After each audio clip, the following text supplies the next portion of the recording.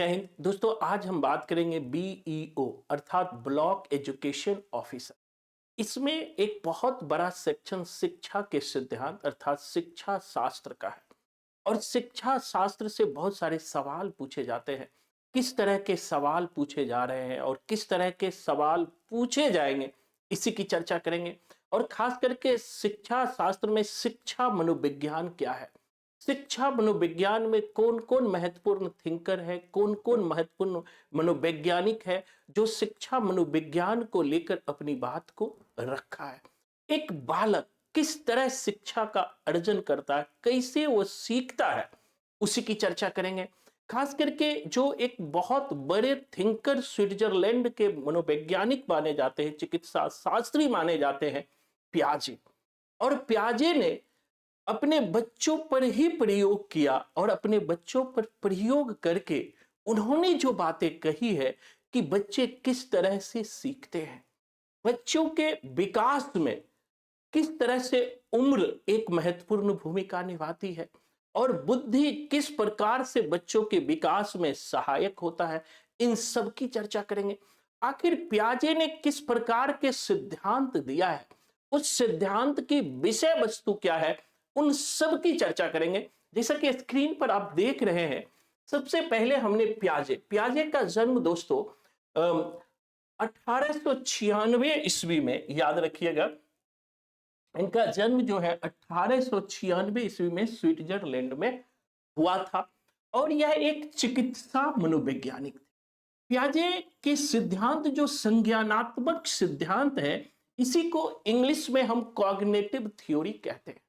आखिर संज्ञानात्मक सिद्धांत क्या है दोस्तों, जिसमें स्मृति, चिंतन और तर्क की बहुत महत्वपूर्ण भूमिका होती है।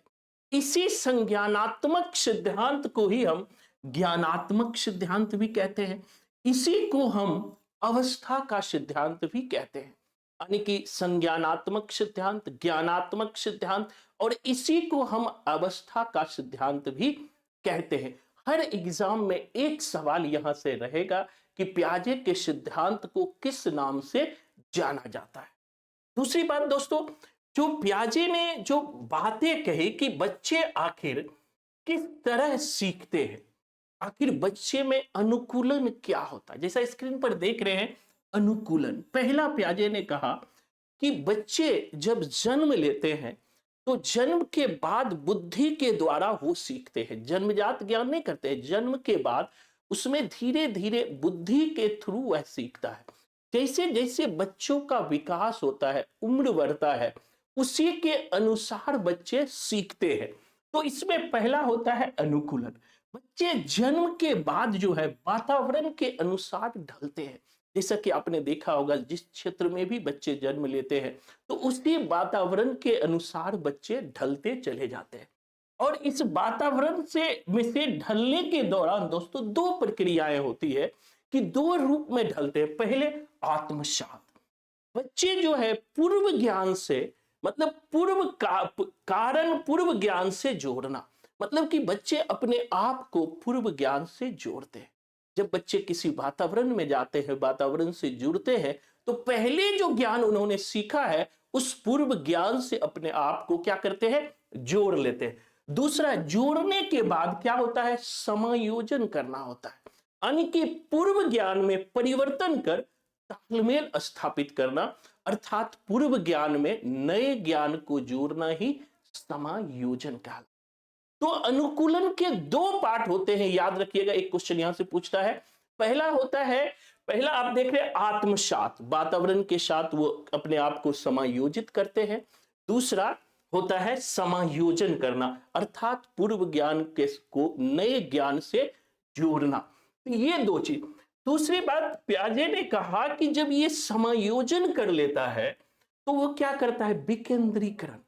जब एक बच्चा वातावरण से संबंध स्थापित कर लेता है, उससे समायोजन कर लेता है, पूर्व ज्ञान और नए ज्ञान को जोड़ लेता है दोस्तों, तो फिर जो है एक ही समस्या को अलग अलग रूप में समझ पाने की योग्यता वो विकसित कर लेता है अलग अलग तरीके। जैसे प्याजे ने कहा विकेंद्रीकरण, मतलब कि उसे छोटे छोटे टुकड़ों में, जब एक बालक पूर्व ज्ञान से नए ज्ञान को जोड़ लेता है, तो फिर वह टुकड़ों टुकड़ों में अलग अलग पार्ट में बांट करके उन्हें समझने का प्रयास करता है और उसका समाधान भी अलग अलग तरीके से करता है। और समाधान के बाद इसके द्वारा बालक आत्मसात और समायोजन के बीच संतुलन स्थापित करता है। मतलब क्या, कि जब वो समायोजित कर लेता है, छोटे छोटे टुकड़ों में बांट करके समस्याओं को हल कर लेता है, फिर हल करने के बाद उसमें समायोजन करके एक संतुलन बनाता है। इसी संतुलन की बातें प्याजे करते हैं। तो इन्हें हमें ध्यान में रखना है।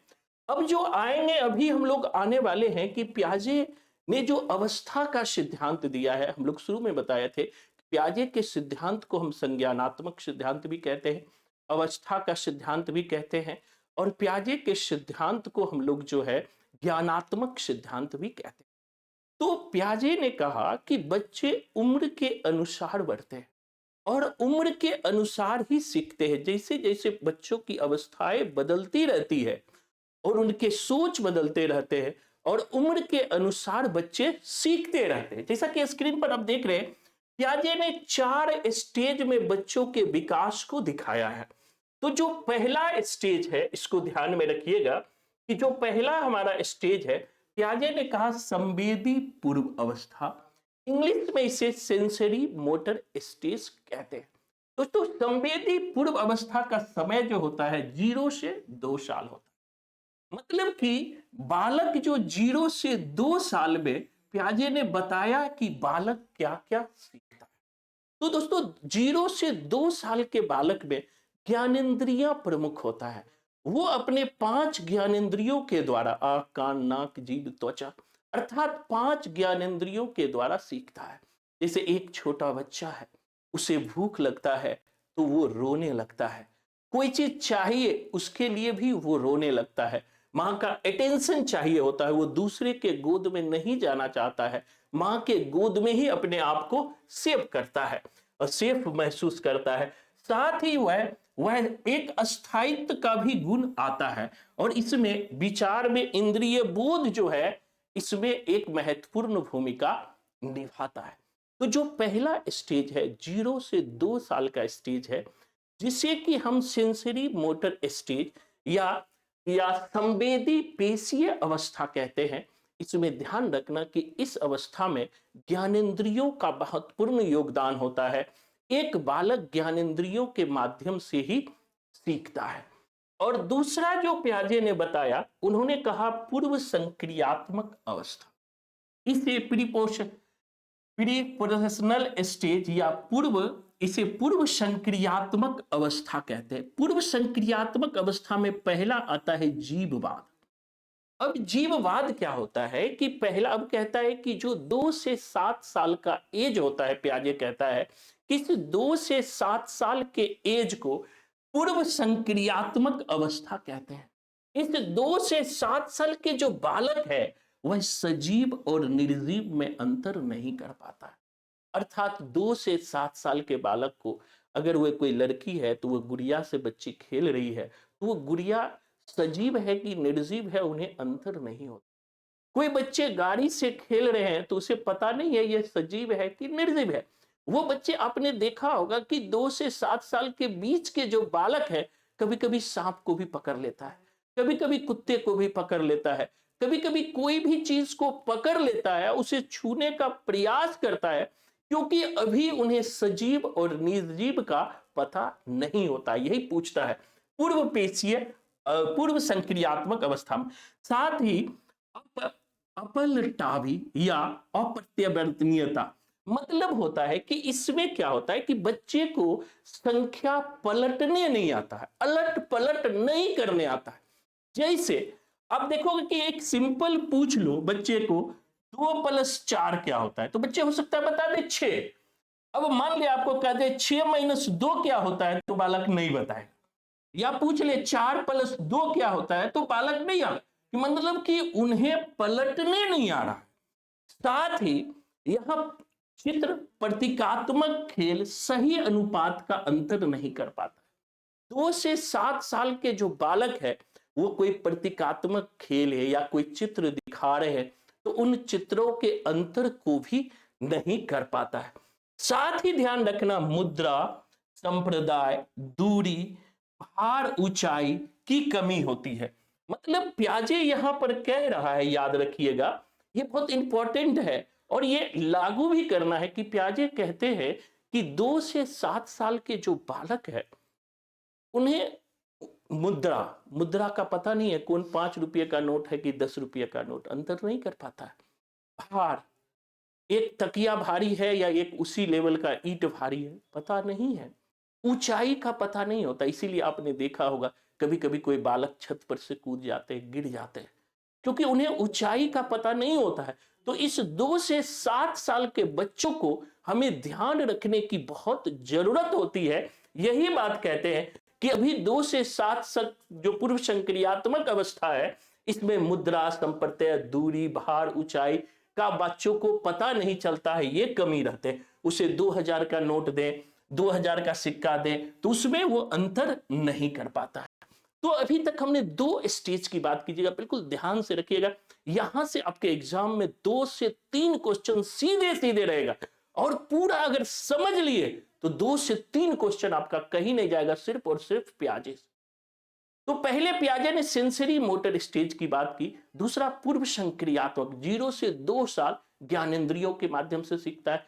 2 से 7 साल के जो बालक होते हैं वो आसपास से सीखते हैं, वह भार में अंतर नहीं कर पाते हैं, ऊंचाई में अंतर नहीं कर पाते हैं, मतलब कि किसी भी चीज को चेंज करके दे दे तो वो समझ नहीं पाते। तो इन पहलू को ध्यान रखिएगा। तीसरे स्टेज में जो पियाजे बात की है बहुत इंपॉर्टेंट है, इनको ध्यान में रखिएगा। पियाजे ने कहा मूर्त संक्रियात्मक अवस्था, कॉन्क्रीट ऑपरेशनल स्टेज, इसका समय 7 से 11 ईयर तक होता है। आखिर अब समझेंगे कि मूर्त संक्रियात्मक अवस्था में पियाजे ने क्या कहा। तो दोस्तों, मूर्त संक्रियात्मक अवस्था में पियाजे ने कहा इस अवस्था में बालक सामने रखी हुई वस्तुओं को देखकर ही कुछ कर सकता है। अब जो 7 से 11 साल का एज है, अब जो बालक है उसके सामने कुछ रख दो तो वह देख करके कोई काम कर लेता है। जैसे उन्हें कोई काम करने दे दो, लिखने दे दो, पढ़ने दे दो, तो वो देख करके काम कर लेगा। दूसरा, जीववाद, मुद्रा, भार आदि अब समझने लगता है। जैसे 2 से 7 साल में देखा कि बच्चों को ऊंचाई का पता नहीं होता, मुद्रा का अंतर का पता नहीं होता है, 5 रुपया का नोट बड़ा होता है कि 10 रुपया का बड़ा होता है, 50 रुपया का नोट बड़ा होता है कि 100 रुपया का बड़ा होता है। तो अब इस स्टेज में आके, कंक्रीट ऑपरेशनल स्टेज में आके बालक ये समझने लगता है कि 2 रुपया का नोट बड़ा है या 50 रुपया। अब ऊंचाई से बालक कूदेगा नहीं, अब उसे जो गहराई का पता चल जाता है, ऊंचाई का पता चल जाता है। अब इस स्टेज में बालक को 4+2 कहोगे तब भी 6 कह देगा, 2+4 कहोगे तब भी 6 कह देगा, या 8-2 कहोगे तब भी 6 कह देगा। अब वो अलट पलट लेता है। साथ ही साथ तर्क के आधार पर अब बालक चिंतन करने लगता है। 7 से जो 11 साल का अवस्था है, याद रखना, मूर्त संक्रियात्मक अवस्था, जिसे कॉन्क्रीट ऑपरेशनल स्टेज कहते हैं, इस अवस्था में बालक तर्क के आधार पर चिंतन करने लगता है ना, और सही अनुपात को समझ लेता है। पहले स्टेज में वो सही अनुपात को नहीं समझ पाता था, अब बालक जो है सही अनुपात को समझ लेता है। अब आते हैं दोस्तों चौथे स्टेज में। चौथा स्टेज जो हमारा है वह स्टेज है औपचारिक अमूर्त संक्रियात्मक अवस्था, इंग्लिश में फॉर्मल ऑपरेशनल स्टेज, 11 से 15 साल। अब देखो जो चौथा स्टेज है, अब बालक जो है किशोरा अवस्था के पहले चरण में होता है, एडोलसेंस के पहले चरण। इसे अमूर्त संक्रियात्मक अवस्था इसलिए कहते हैं कि मूर्त में बच्चे देख करके करते थे, और अमूर्त संक्रियात्मक अवस्था में दोस्तों अब बालक जो है अमूर्त चिंतन करने लगता, उनके अंदर फीलिंग आ जाता है। उन बालक के अंदर स्त्री पुरुष का भी भेद आ जाता है। वह बालक सेक्सुअल अट्रैक्शन की तरफ भी बढ़ने लगता है। उन बालकों में फीलिंग जो है धीरे धीरे बढ़ने लगता है। और साथ ही साथ पियाजे कहते हैं कि महिलाओं और पुरुषों में जो एक भौतिक विकास है वो भी होने लगता है। स्त्री पुरुष का डेवलपमेंट यहां आकर के अलग होने लगता है। साथ ही बालक अमूर्त चिंतन करने लगता है, स्मरण मनन निर्णय करने लगता है। अब बालक खुद निर्णय करने लगेगा, उसे कहीं भी जाना हो कुछ भी करना हो तो वो बालक कहेगा ये काम हम खुद कर सकते हैं। साथ ही अंकों का प्रयोग भी करने लगता है। समस्या का समाधान, यहीं से क्वेश्चन पूछा था पिछली बार कि किस स्टेज में बालक समस्या का समाधान करता है और अमूर्त चिंतन करने लगता है। तो वो क्या है? अमूर्त संक्रियात्मक अवस्था। इस अवस्था में बालक चिंतन भी करने लगता है, अमूर्त चिंतन करने लगता है, फीलिंग करने लगता है और समस्या का समाधान भी करने लगता है और कार्य कारण में अंतर करने लगता है। अब समझो, ये भी क्वेश्चन पूछा है कि कार्य कारण में अंतर किस अवस्था में होता है दोस्तों? तो अमूर्त औपचारिक संक्रियात्मक अवस्था में। कारणता सिद्धांत क्या है? याद रखना, कारणता सिद्धांत यह कहता है कि कार्य उत्पत्ति के पूर्व कारण में ही विद्यमान था। जैसे घड़े, घड़े बनता है ना, तो घड़े उत्पत्ति से पूर्व किसमें विद्यमान होता है? मिट्टी में विद्यमान होता है।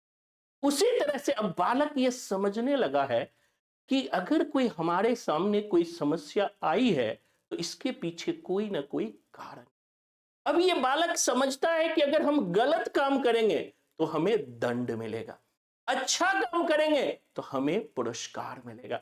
इसीलिए अब बालक में मोरालिटी का भी डेवलपमेंट होता है, नैतिकता का भी विकास अब बालक में होने लगता है। तो इसकी बात प्याजे ने किया है। तो ये 4 स्टेज के थ्रू प्याजे ने अपने ही बच्चों पर प्रयोग करके शिक्षा के डेवलपमेंट के, शिक्षा के विकास को बताया कि एक बालक है, वह बालक किस तरह से बुद्धि के थ्रू जैसे जैसे उम्र बढ़ता है वो बालक सीखते जाता है। फर्स्ट स्टेज में बालक जो है ज्ञानेंद्रियों के माध्यम से सीखता है। दूसरे स्टेज में बालक जो है आसपास के बुद्धि के द्वारा अनुभव करके सीखता है। साथ और तीसरे स्टेज में बालक जो है मूर्त चिंतन करने लगता है। अब उसे सब कुछ देख देख के करने लगता है। और चौथे स्टेज में आके वही बालक अमूर्त चिंतन करने लगता है, जोड़ घटा गुणा कुछ भी दो, सब अंकों का प्रयोग करने लगता है, कार्य कारण सिद्धांत की भी चर्चा कर लेता है। अगर इतना आपने याद रख लिया तो एक भी सवाल ऐसा नहीं होगा जो प्याजे का ना बने, ये गारंटी। अब दोस्तों एक सेक्शन और आज हमें लेना है, वो है वाइगॉस्की। ये दोनों जब तक एक साथ प्याजे और वाइगॉस्की को आप नहीं पढ़ेंगे तब तक आप शिक्षा मनोविज्ञान को संपूर्णता में नहीं समझ, क्योंकि दोनों का सिद्धांत अलग अलग, दोनों के सिद्धांतों में अंतर है। जैसे अदर चीज में आप बड़े बड़े राइटर को लेते हो, उसी तरह से इन दोनों के सिद्धांत को एक मिला दिया जाए तो एक कंपैक्ट फॉर्म में आता है। अब देखो, दोनों के सिद्धांत की थोड़ी अंतर जान लो जिससे एक भी सवाल गलत ना हो। जहां प्याजे कहते हैं बच्चे जन्म के बाद बुद्धि के थ्रू अनुभव के द्वारा सीख, वही वाइगॉस्की पढ़ने वाले हैं। वाइगॉस्की कहते हैं बच्चे सामाजिक और सांस्कृतिक के द्वारा सीखते हैं, समाज के थ्रू सीखते हैं, अपने संस्कृति के थ्रू सीखते हैं। वाइगॉस्की कहते हैं कि जो बालक है उसके विकास में वातावरण या उसके शिक्षक सहायक की भूमिका निभाती है, जिसे एस्केप फोल्डिंग भी कहते हैं। इसी की चर्चा करेंगे। साथ ही कहां कहां पर प्याजे के सिद्धांत को वाइगॉस्की ने आलोचना किया है उसकी भी चर्चा करेंगे। तो आगे हम लोग जो है वाइगॉस्की समझने वाले हैं, बिल्कुल ध्यान से समझिएगा। और अगर आपने इसे भी समझ लिया तो 2-4 क्वेश्चन और भी बना के आ सकते। तो दोस्तों लेव वाइगॉस्की, सबसे पहले हम लोग ये जानेंगे कि वाइगॉस्की भाई साहब थे कहां के। तो लेव वाइगॉस्की जो थे रूस के मनोवैज्ञानिक थे और 20वीं सदी के शुरुआत में हुए, लगभग 1900 के आसपास इसका जन्म हुआ। इसी को हम 20वीं सदी के शुरुआत कर, 20वीं सदी के शुरुआत में, ठीक है, 20वीं सदी के शुरुआत में संज्ञानात्मक विकास का सामाजिक सांस्कृतिक सिद्धांत विकसित। जिसे पियाजे ने कॉग्निटिव थ्योरी दिया और उसी में इन्होंने जो है सामाजिक और सांस्कृतिक सिद्धांत को जोड़ा।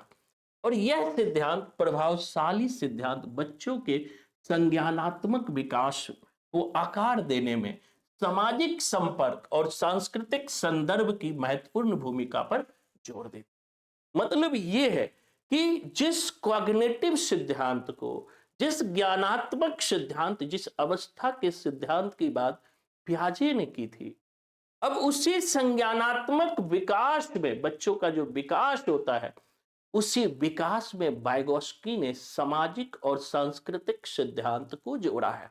यानी कि बच्चों के विकास में समाज और संस्कृति महत्वपूर्ण भूमिका निभाती है। जहां पियाजे ने कहा था कि बच्चे अवस्था के अनुसार सीखते हैं, उम्र के अनुसार सीखते हैं, वहीं वाइगोस्की ने कहा कि बच्चे समाज के अनुसार सीखते हैं, बच्चे समाज से सीखते हैं, बच्चे समाज में रहकर सीखते हैं। तो अभी इन्हीं वाइगोस्की के सिद्धांत को हम समझने वाले हैं। अब देखो, वाइगोस्की ने जो सिद्धांत दिया, इन्हें सामाजिक सांस्कृतिक सिद्धांत का, इन्हें क्या कहते हैं? सामाजिक सांस्कृतिक सिद्धांत कहते हैं। इन्हें क्या कहते हैं? सामाजिक सांस्कृतिक सिद्धांत।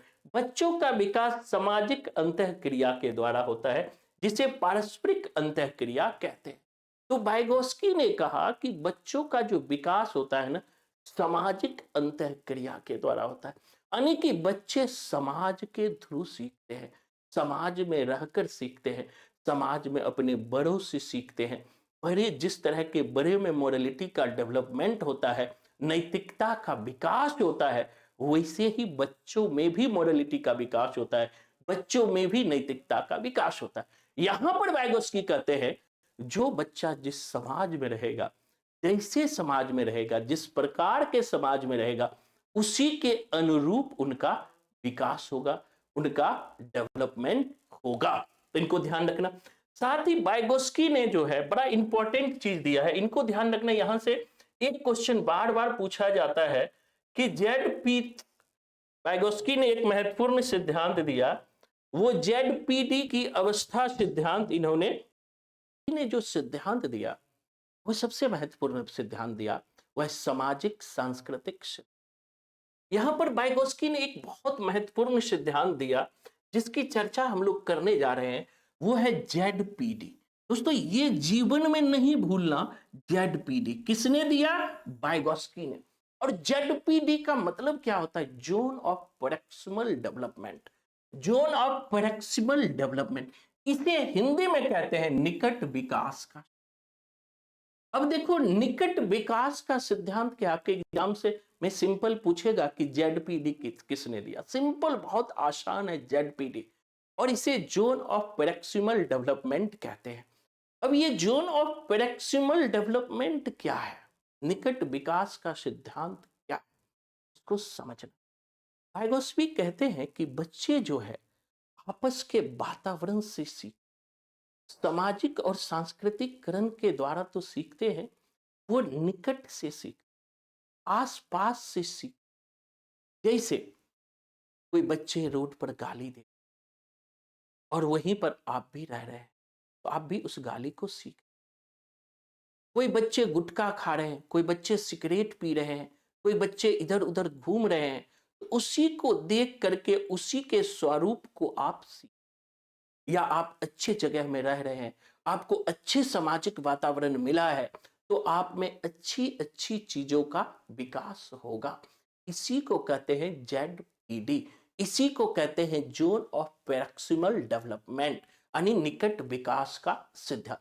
इसी निकट विकास के सिद्धांत में एक सबसे महत्वपूर्ण सिद्धांत वाइगोस्की भैया ने दिया था कि बच्चों का विकास उम्र के अनुसार होता है, बच्चे समाज के द्वारा सीखते हैं। और जेडपीडी सिद्धांत मानसिक कार्यों पर आधारित है, किसी का सहायक, कि जो जेडपीडी है वह एक मानसिक कार्य पर आधारित, मेंटल कार्य पर आधारित है। और इसके लिए एक महत्वपूर्ण सिद्धांत है, इसको जीवन में नहीं भूलना। एक तो जेडपीडी और दूसरा एस्केप फोल्डिंग। एस्केप फोल्डिंग का मतलब क्या होता है? सहायक। अब वाइगोस्की कहते हैं कि जोन ऑफ पैरेक्सिमल डेवलपमेंट तो है ही साथ बच्चे का जो सीखना होता है वो एस्के फोल्डिंग के थ्रू होता है, मतलब सहायता के थ्रू होता है। एक शिक्षक जो है वह बच्चों के लिए एक सहायक की भूमिका, एक माँ बाप जो है बच्चों के विकास में वो एस्के फोल्डिंग की भूमिका निभाता है, सहायक की भूमिका निभाता है। बच्चे जब समाज से सीखता है, बच्चे जब अपनी संस्कृति से सीखता है, बच्चे जब अपने वातावरण से सीखता है, तो उस समय एक शिक्षक, माता पिता उसके एस्के फोल्डिंग की भूमिका निभाता है, उसके सहायक की भूमिका निभाता है। इसी इसी दौर में वाइगोस्की ने कहा कि खेल बालक में संज्ञानात्मक, भावात्मक और सामाजिक विकास को बढ़ावा देता है। साथ ही साथ उन्होंने कहा कि बालकों के विकास में जो है खेल जो है एक कॉग्निटिव, संज्ञानात्मक मतलब उसके स्मृति, चिंतन, तर्क करने की क्षमता को डेवलपमेंट करता है, विकास करता है। साथ ही उसके भावात्मक विकास, उसकी भावनाओं को डेवलप करता है। साथ ही उसके सामाजिक विकास में भी एक बहुत ही महत्वपूर्ण भूमिका निभाता है। कौन वाइगोस्की ने ये बात कही है। तो इन सब को हमें ध्यान में रखना है। अब देखिए कि अभी हमने दोस्तों दो सेक्शन को पढ़ा, पियाजे और वाइगोस्की। ये दोनों सेक्शन काफी महत्वपूर्ण है, जो हर एग्जाम के दृष्टिकोण से जितना महत्वपूर्ण कहूं उससे भी ज्यादा है, और हर एग्जाम में यहां से सवाल पूछे जा रहे हैं। तो इन सवालों को हमें ध्यान में रखना जरूरी। अब हम चर्चा करेंगे कि आखिर किस तरह के सवाल पूछे, आपके एग्जाम में पीछे किस तरह के पियाजे और वाइगोस्की से सवाल पूछे गए। क्योंकि जब तक हम सवाल नहीं बनाएंगे तब तक हम अच्छे जानकार तो वो कुछ सवालों को हमने लिया है, उन सवालों को आप देखिएगा।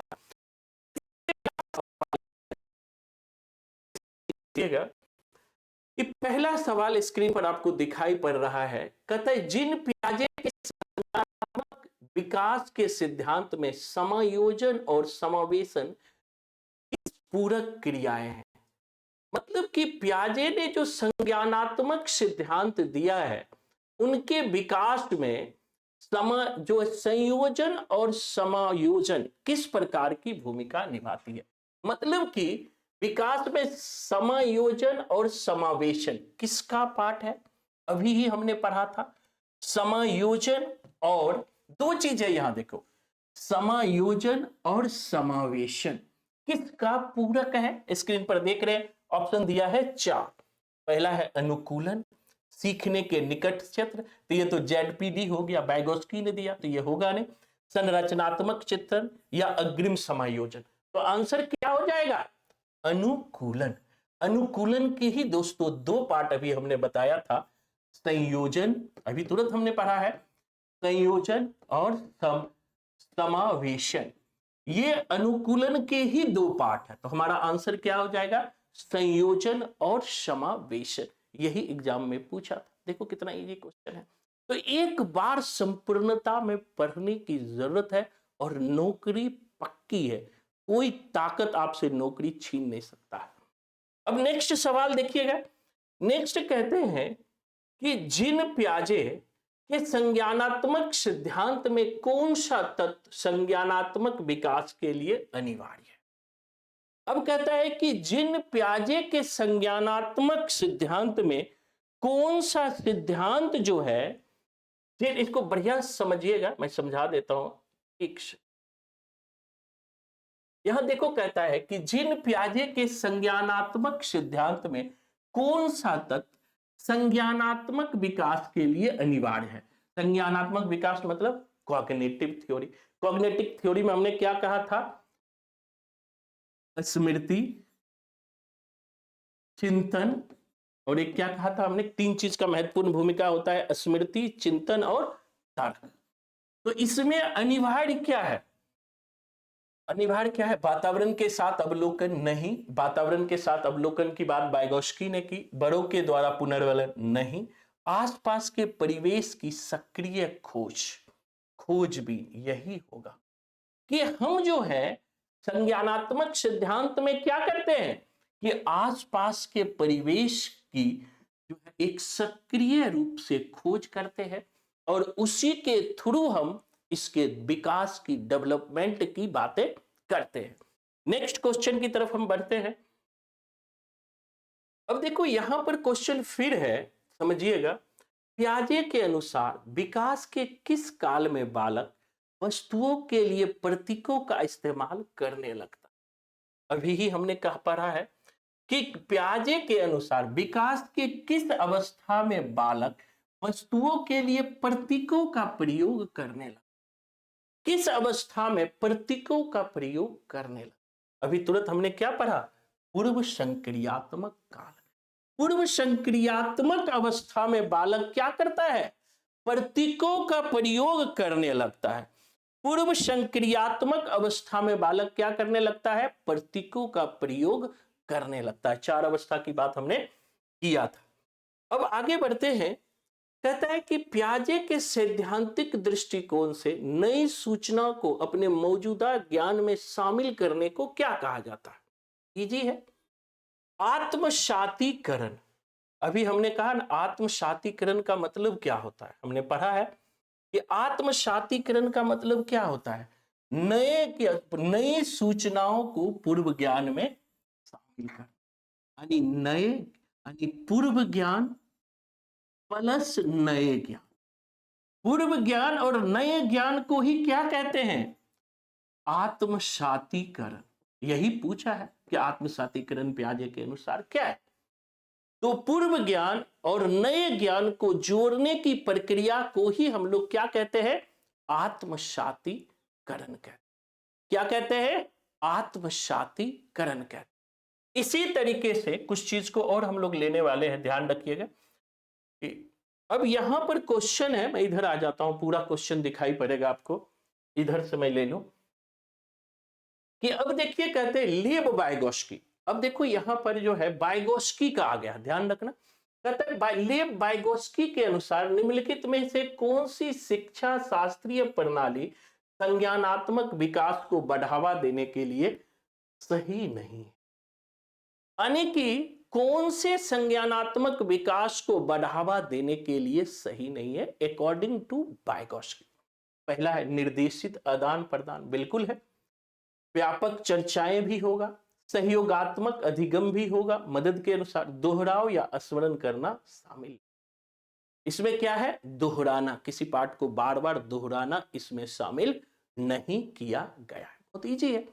तो अगर आप क्लास से जुड़ते हो तो ये सब भी आपको टिप्स पर कराया जाएगा। सिर्फ पियाजे और वाइगोस्की पर ही हम 100 से 200 क्वेश्चन आपको करवाएंगे और संपूर्ण जो है संपूर्ण शिक्षा मनोविज्ञान और शिक्षा शास्त्र आपके टिप्स पर होंगे। अब कहता है डैश तब होता है जब बच्चे अपने अनुभवों को अपनी मौजूदा योजनाओं में फिट करने के लिए बदलते हैं। डैश तब होते हैं, कब होते हैं? अभी ही हमने पढ़ा है, दिमाग लगाओ। आत्मसातीकरण भी हमने पढ़ा है। आत्मसात तब होता है जब बच्चे अपने अनुभवों को अपनी मौजूदा योजनाओं में फिट करते हैं। आत्मसातीकरण क्या होता है? जब हम पूर्व ज्ञान को नए ज्ञान से जोड़ते हैं। जैसे पहले से हम कुछ सीख के आए हैं और यहां आकर कुछ नई चीजों को सीखे, तो हमने क्या किया? पूर्व ज्ञान को नए ज्ञान से जोड़ दिया। तो इसी को हम लोग क्या कहते हैं? आत्मसातीकरण कहते हैं। इसी को क्या कहते हैं? आत्मसातीकरण कहते हैं। नेक्स्ट क्वेश्चन देखिएगा, कुछ और क्वेश्चन है हमारा। कहते हैं कि एक बड़ा इंपॉर्टेंट है। कहते हैं कि अप्सा आलू की एक चिप्स को दिखाते हुए कहती है तितली तितली जिन पियाजे के अनुसार इस प्रकार का प्रतीकात्मक विचार किस अवस्था की बेस? पीछे भी हमने पढ़ा कि जब जब यहां पे बात हो रही है प्रतीकों की हो रही है, तो प्रतीकात्मक अवस्था क्या होता है? पूर्व संक्रियात्मक अवस्था। किसमें प्रतीकों की बात की जाती है? हमने अभी पढ़ा पियाजे की 4 स्टेज। उन स्टेज को हमें समझना है कि किस अवस्था में प्रतीकों का प्रयोग किया जाता है, तो वह पूर्व संक्रियात्मक अवस्था होता है।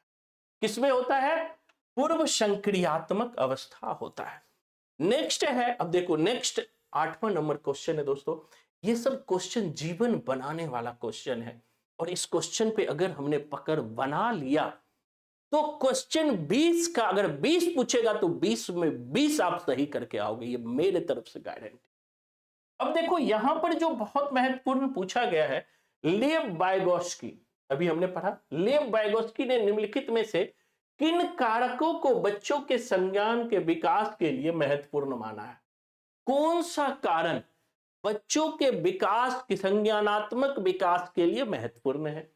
पहले ऑप्शन है भाषा, संस्कृति, भाषा, स्कीमा का गठन, उनमें बदलाव, उद्दीपन प्रक्रिया, संबंधों का निर्माण। तो इसमें क्या होगा? भाषा और संस्कृति। दो चीज की बात वाइगोत्स्की बार बार करता है, भाषा, सामाजिक और सांस्कृतिक भाषा, याद रखना, सामाजिक सांस्कृतिक भाषा, एसके फोल्डिंग और जेडपीडी, यही सेंट्रल थीम है वाइगोत्स्की का। चार चीज याद रख लोगे वाइगोत्स्की में तो जीवन में एक भी क्वेश्चन गलत नहीं होगा। पहला ZPD, zone of proximal development, दूसरा एसके फोल्डिंग, तीसरी सामाजिक और सांस्कृतिक, और चौथा भाषा। इन चारों चीजों पर वाइगोत्स्की जोर देता है, तो यही आंसर हमारा होगा। अब आगे बढ़ते हैं, कहता है लेव वाइगोत्स्की का समाजशास्त्रीय सिद्धांत शिक्षण अधिगम के लिए किस पर बल देता है? अब याद ही है किस पर बल देता है। यहां कुछ नहीं दिखाई पड़े तो देख लेना, एसके फोल्डिंग, सहकर्मी बातचीत, और जहां भी एसके फोल्डिंग लिखा हो, जेडपीडी लिखा हो, जिस ऑप्शन में ही एसके फोल्डिंग लिखा हो, जेडपीडी लिखा हो, वही आंसर होगा। आंख बंद करके टिक मार के आ जाना, सही होगा। नेक्स्ट क्वेश्चन की तरफ हम बढ़ते हैं। कहता है कि प्राथमिक विद्यालय के बच्चों को पढ़ाने के लिए लेव वाइगोत्स्की ने निम्नलिखित में से कौन सी तकनीक की बात की? फिर वही आ गया, कौन सी? प्राथमिक विद्यालय के बच्चों को पढ़ाने के लिए कौन सा? अनुदेशनात्मक स्कैफोल्डिंग, अनुदेशनात्मक स्कैफोल्डिंग। तो हर जगह जेडपीडी आ जाए, स्कैफोल्डिंग आ जाए, ये सब जो है वाइगोत्स्की का सिद्धांत है, सामाजिक सांस्कृतिक सिद्धांत आ जाए, आंसर कितना होगा? स्कैफोल्डिंग। क्या होगा? स्कैफोल्डिंग। अब अंतिम क्वेश्चन है दोस्तों, एक दो क्वेश्चन और है। कहते हैं वाइगोत्स्की के सिद्धांत के अनुसार सहायक खोज किसमें सहायक है? अब किसमें सहायक है भैया? अभी तुरंत पढ़े हैं, सहपाठी सहयोग। इसके फोल्डिंग में जो आता है, इसको फोल्डिंग का ही पार्ट है, जब आप डेप्थ में इसको मैं आपको पढ़ाऊंगा तो इसके फोल्डिंग का ही पार्ट होता है सहयोगी पार्ट। कि वाइगोत्स्की कहते हैं कि बच्चे जो है, एक तो इसके फोल्डिंग में उनके बच्चों के विकास में सामाजिक सांस्कृतिक की तो भूमिका होती ही है, शिक्षकों की सहायक भूमिका तो होती ही है, माता पिता की सहायक भूमिका तो होती ही है, साथ ही उनके सहयोगी, उनके दोस्तों को ही, सहपाठी की भी महत्वपूर्ण भूमिका होती है। आप बचपन में देखा होगा कि बहुत सारे चीज आप अपने दोस्तों से सीख गए होंगे, अपने दोस्तों से आपस में बातचीत करके, आपस में एक दूसरे से इंटरकनेक्ट होकर सीखे होंगे। तो क्या होगा? सहपाठी सहयोग। क्या होगा? सहपाठी सहयोग। समझ गए? कोई बात नहीं, सहपाठी सहयोग। अब अंतिम क्वेश्चन है, ध्यान में रखिएगा, बहुत इंपॉर्टेंट क्वेश्चन है। कहता है कि लेव वाइगोत्स्की, कौन सा कथन लेव वाइगोत्स्की के मूल सिद्धांत को सही मायने में दर्शाता? कौन सा कथन जो है वाइगोत्स्की के सिद्धांत को सही मायने में दर्शाता है? अधिगम एक अंतर्मन प्रक्रिया है, अधिगम एक सामाजिक प्रक्रिया है, अधिगम उत्पत्ति मूलक क्रमादेश है, अधिगम एक अक्रमबद्ध, अक्रमबद्ध तो होगा नहीं, तो क्या हो जाएगा? दूसरा हो जाएगा, समाज की बात करता है, तो अधिगम क्या है? एक सामाजिक, अधिगम क्या है? एक सामाजिक प्रक्रिया है। अधिगम क्या है? एक सामाजिक प्रक्रिया। तो दोस्तों अभी आपने देखा कि दो थिंकरों की चर्चा की, सामाजिक मनोवैज्ञानिक, जो मनोवैज्ञानिक रहे हैं, जो बच्चों के विकास पर बात किया है, बच्चों के एजुकेशन पर बात किया है, बच्चों के शिक्षा पर बात की है, वो सबसे बड़े मनोवैज्ञानिक पियाजे और वाइगोत्स्की। पियाजे और वाइगोस्की से किस प्रकार के सवाल पूछे जा रहे हैं, उन सवालों की भी चर्चा हमने किया। और पियाजे और वाइगोस्की का क्या क्या थॉट है, उन थॉट की भी चर्चा किया। और आगे जितने भी थिंकर है, उन सब थिंकर, एक एक थिंकर को आसान भाषा में आपको समझाया जाएगा और आपको टिप्स पर कराया जाएगा। तो आज के लिए इतना ही।